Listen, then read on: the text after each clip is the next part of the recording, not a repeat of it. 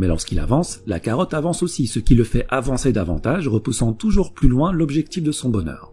Ce stratagème est orchestré par celui qui le monte et dans son unique intérêt, avec, au bout tout de même, une petite récompense pour l'âne afin qu'il ne se décourage pas. Une petite analogie est nécessaire pour comprendre plus en profondeur. Dans cette situation, qu'est-ce qui fait avancer l'âne? Premièrement, le besoin. Mais pas n'importe quel besoin, le besoin créé par la personne qui le monte. Un âne, ça mange de l'herbe, ça mange du foin. Une carotte, c'est une sucrerie pour lui. Ce n'est pas un besoin vital, mais un caprice. Dans la vie de l'homme en société, ce qui le fait avancer est aussi le besoin. Le besoin de consommation dont la nécessité n'est pas vitale, mais a été induite par l'éducation, la publicité, les médias. Deuxièmement, l'insatisfaction. Si tu donnes une carotte à l'âne à chaque fois qu'il parcourt 10 mètres, tu peux me croire, au bout d'un moment, il en aura assez de cette carotte et il arrêtera d'avancer. Chez l'homme en société, c'est pareil.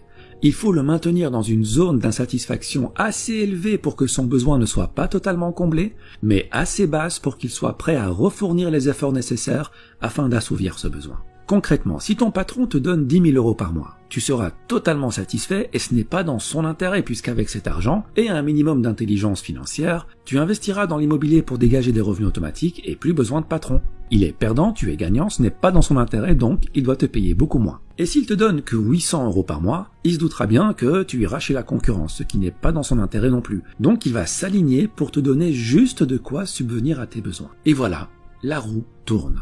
On t'a promis un avenir brillant et tu te retrouves à hypothéquer ton réel bonheur pour consommer davantage. C'est comme si on t'avait volé ta vie avant même qu'elle ne commence. 80% des gens sont coincés dans ce cercle.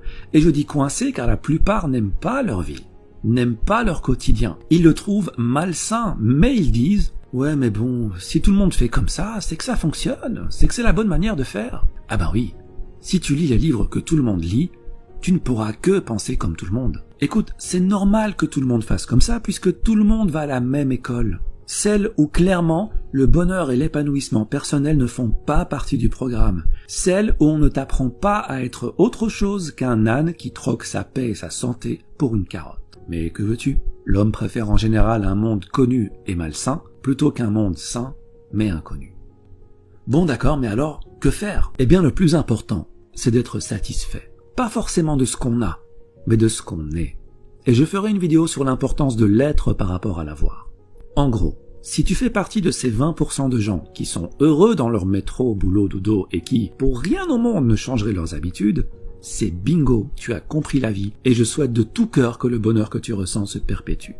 Par contre, si tu fais partie des 80% de personnes qui ont cette routine malsaine mais confortable alors qu'elle ne va pas dans l'intérêt de leur bonheur personnel, pose-toi la question. Qu'est-ce qui te rendrait vraiment heureux? Quitter ton job? Devenir ton propre patron? Vivre au soleil?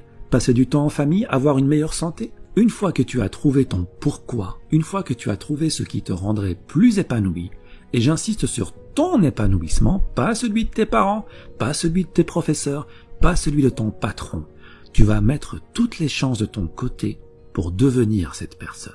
Car rappelle-toi que dans la vie, tu as le choix. Tu peux choisir de rester à accumuler 7 ans de ta vie devant la télé, car oui, à raison de 2h30 par jour sur 65 ans de vie, t'arrives à 7 ans. Tu peux aussi choisir de rester 15 ans à faire défiler les stories sur ton téléphone, comme tu peux choisir d'utiliser ce temps à te perfectionner dans ce que tu veux être. On dit que 50 heures de pratique dans un nouveau domaine peut déjà produire d'excellents résultats. Il faut jusqu'à 50 000 heures de pratique pour devenir un maître en la matière qui peut changer le monde. Mais en moyenne, 500 heures de pratique te permettront largement d'acquérir une nouvelle compétence, de la maîtriser et de pouvoir l'enseigner. Cela représente 13 semaines à raison de 38 heures par semaine, ce qui fait à peu près 3 mois et demi à plein temps.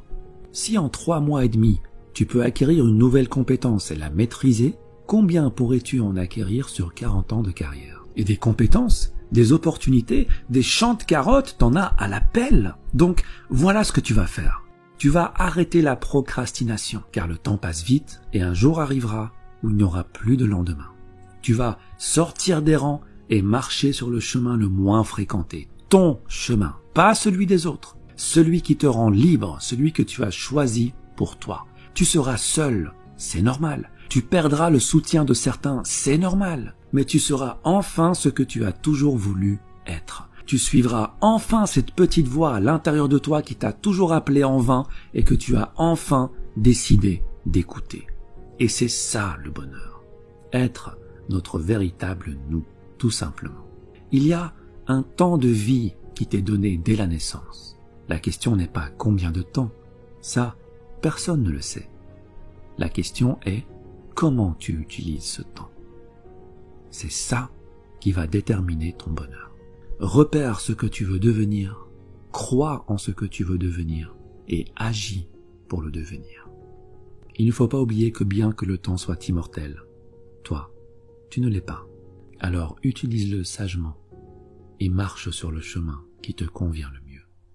Merci et à bientôt.